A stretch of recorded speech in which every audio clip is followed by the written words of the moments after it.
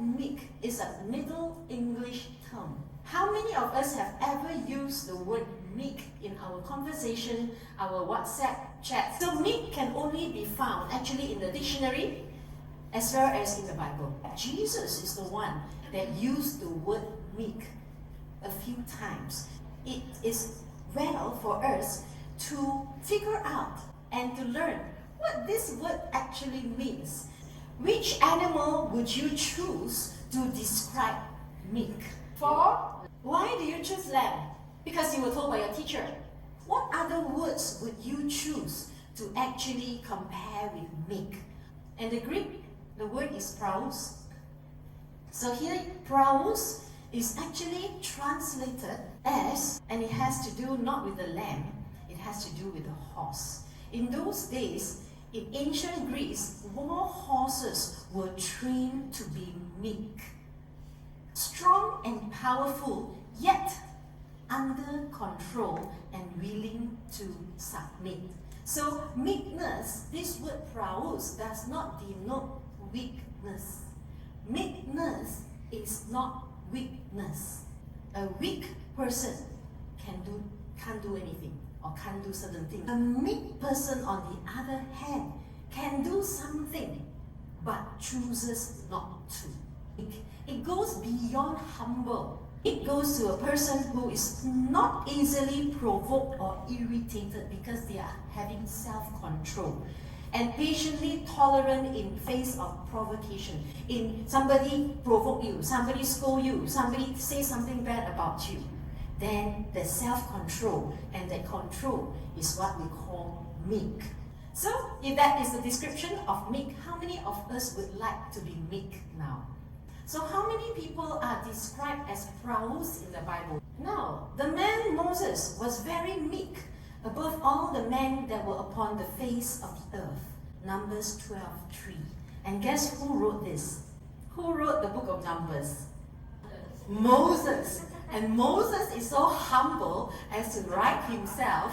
Now, Moses was very meek. So that's why some scholars feel that it has been added in. But even if Moses had written it, there is a particular reason. Numbers 12 starts off by racial discrimination. Miriam and Aaron, Miriam, sister of Moses, Aaron, brother of Moses, were racist towards Moses' wife. Why? Because Moses' wife was Cushite, dark skin, something like African. So they were criticizing her. Moses didn't do anything. God himself intervened, and God punished Miriam because she was racist towards Moses' wife. Yet he didn't do anything to rebuke or to punish his brother and sister. But God himself punished. The attitude of meekness is actually come about by the attitude of humility, of humbleness. People who lose control of themselves normally are people who are very highly egoistic. Who was the next one who was described as a meek? Jesus himself. So Jesus described himself as meek and lowly in heart. And modern versions say gentle and humble. And he says, "Come to me, all you who labor and are heavy laden, and I will give you rest. Take my yoke upon me and learn of me, for I am meek and lowly at heart, and you will find rest unto your souls. For my yoke is easy and my burden is light." Would you follow a leader that's meek and lowly? And being found in appearance as a man, he humbled himself, even death on the cross. This was written by Paul later. And that was the meekness of Jesus, to humble himself, becoming obedient. And then Jesus says, "Blessed are the meek, for they shall inherit the earth." So don't you want to be meek because you can inherit the earth? Where did Jesus get that? From Psalm 37. Actually, if you read Psalm 37, and you're an activist, or you really are not happy with the injustice that's happening in the world today, then read Psalm 37. Because Psalm 37 talks about social injustice and oppression of the poor. Be still before the Lord. Wait patiently for him. Do not fret when people succeed in their ways, when they carry out their wicked schemes. Refrain from from anger and turn from wrath. Do not fret. It leads only to evil. For those who are evil will be destroyed, but those who hope in the Lord will inherit the land.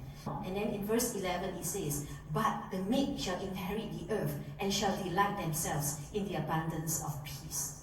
Jesus was talking to the normal people, disciples and the villagers, the poor people, the oppressed people. And sometimes you think, why Jesus have to talk in parables, in poems and all that? Do you know that he was smart to do that? Because of what? Enemies that are within the gates. Right? So he had to talk in ways that only those people understand, but the enemies do not understand. So when he mentions this, blessed are the meek, for they shall inherit the land, they would have known that back in the Tanakh, in Psalm 37, is talking about social injustice that the people are facing at that time. Was there social injustice at that time? Definitely. The rich were getting richer, the poor were getting poorer. They were under Roman rule, not only Roman rule, they were under the rule of the Jewish leaders, the corrupt Jewish leaders. So instead of taking up arms, Jesus says, hang in there, hang in there. So far, we've been told to stand down, to refrain, right? Meek is refrain, stand down, don't do anything. Is there a time for Christians to fight back? Paul's second missionary journey. First missionary journey gone. This is second missionary journey with Silas. And he happened to come into this city called Philippi, or Philippi. And there they met this slave girl who was a fortune teller because she had the spirits in her. So be careful a bit when we actually go to fortune tellers, right? Because they have spirits inside that can tell the future. So her bosses were making money out of her. When she saw Paul and Silas, somehow the spirit inside her started to taunt them, to call out, hey, you know, these guys are from the good Lord, these guys, their God is the Almighty God. She was trying to humiliate them. So they didn't say anything to her, they ignored her. She kept doing it until Paul became so annoyed, right? He became so annoyed, turned to her and commanded the spirit to come out of her. And sure enough, the spirit came out of her. So what happened to her job? The spirit is out of her, there's no more, she cannot tell fortune telling anymore. Owners lost their profitable business, became angry, dragged Paul and Silas into the marketplace, those days the marketplace, into the marketplace before the policemen, before the authorities, right, brought them in front of the magistrate, the judge, and made false accusations against them. Acts 16 onwards, you can read it. And the judge, without saying anything, tore their clothes and then ordered them to be beaten severely with rods and thrown into prison. You think that Malaysia is bad, but this is worse, right? Magistrate was in cahoots with the people there, probably corruption. So Paul and Silas were beaten severely with rods and thrown into prison. So this was a case of racial discrimination because these people were Gentiles, they are non-Jew, they don't like Jews, they are Romans. Second thing, false accusation. Third thing, defamation. Fourth thing, corruption. Third thing, detention without trial. Everything that is unfair had happened to Paul and Silas. Wrongful imprisonment. So there they are in the prison and they were told to be chained up in the inner jail. And at midnight, last week, at midnight, they were singing and praying. Right? Singing hymns and praying, singing hymns and praying. Suddenly, there's a great earthquake, and the door flew open, and the chains came loose. So if that were to happen, what is the first thing you would do if you were the prisoner? Run, of course. God has saved me, right? The angel has come, earthquake, I will run. Peter did that in the previous 2 chapters. The jailer woke up in shock. Jailer, really shocked. What is going to happen? Because my prisoners have escaped. What's going to happen to me? I will be executed. That was what happened to Peter's jailer. They were executed when Peter escaped. But here, he assumed the prisoners had escaped. His fate was doomed. He drew a sword to kill himself. But Paul called out to him, don't kill yourself. We are all here. See, Paul and the gang did not escape. And the jailer fell down at the feet of Paul and Silas and asked, what must I do to be saved? Amen. And Paul says, believe in the Lord Jesus and you and your household will be saved. You and your household will be saved. Amen. Sure enough, that day brought Paul back to the house, and Paul baptized the jailer and his whole family. Why didn't Paul and Silas escape when the prison doors opened? And more of it, why the prisoners didn't escape? Everybody was still intact. And what changed the jailer's heart? What changed the jailer's heart for him to want to be saved and be baptized? Was it the singing? Last week they said it was the singing, but it's more than that. Or was it the submission of Paul, who did not try to escape, that saved the jailer's life physically and spiritually? Does God allow situations of injustice and suffering so that we can be examples of God's mercy and grace to others? So sometimes our sufferings, our oppression is for us to show grace and mercy to the people that are oppressing us. And in this case, that was what happened. Are we to look at our enemies from the standpoint of their sins and their wrongdoings, or from the standpoint of that's a sinner that can be saved? In the morning, the next day, Paul and all had gone back to the jail. The magistrate sent word to release the two men. So the jailer was so happy. Hey, magistrate already want to release you. Now go in peace, go in peace. They have beaten us publicly without a trial. Men who are Romans, Paul is a Roman, so is Silas, and had cast us into prison, detention without trial. Do they now want to release us secretly? No, most certainly. But let them come themselves and bring us out.